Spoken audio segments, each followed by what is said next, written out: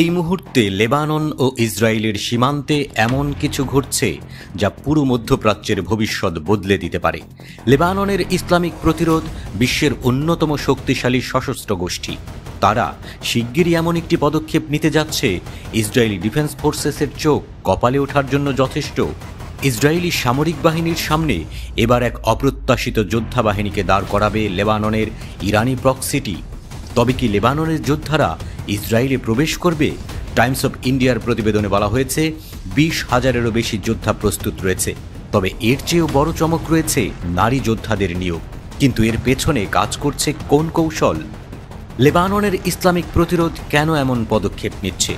মধ্যপ্রাচ্যের এই উত্তপ্ত পরিস্থিতিতে একদিকে আইডিএফ তাদের অভিযানের পরিকল্পনা সংশোধন করছে, বিপরীতে লেবানিজ যোদ্ধারা প্রস্তুতি নিচ্ছে তাদের বৃহত্তম আক্রমণের জন্য।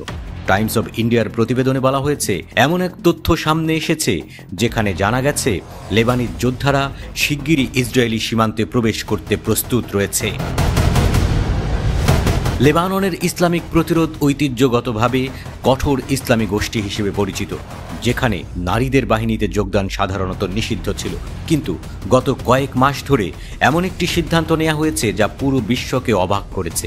লেবাননের ইরানি প্রক্সি এখন নারীদেরও নিজেদের দলে অন্তর্ভুক্ত করছে। এটি একেবারেই একটি অপ্রত্যাশিত পদক্ষেপ।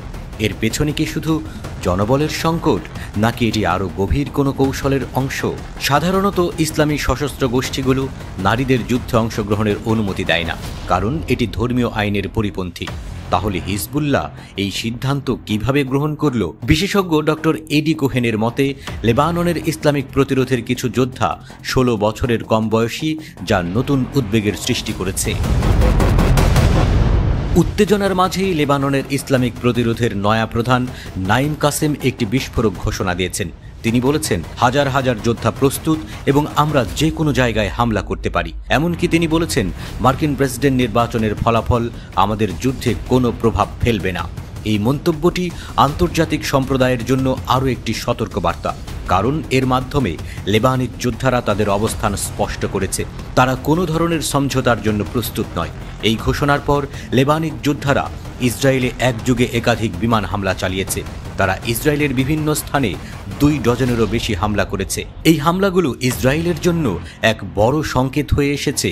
বিশেষজ্ঞরা বলছেন, লেবানিজরা তাদের সামরিক প্রস্তুতি আরও তীব্র করেছে এবং তারা এখন ইসরায়েলের যে কোনো জায়গা লক্ষ্য করে আক্রমণ করতে প্রস্তুত।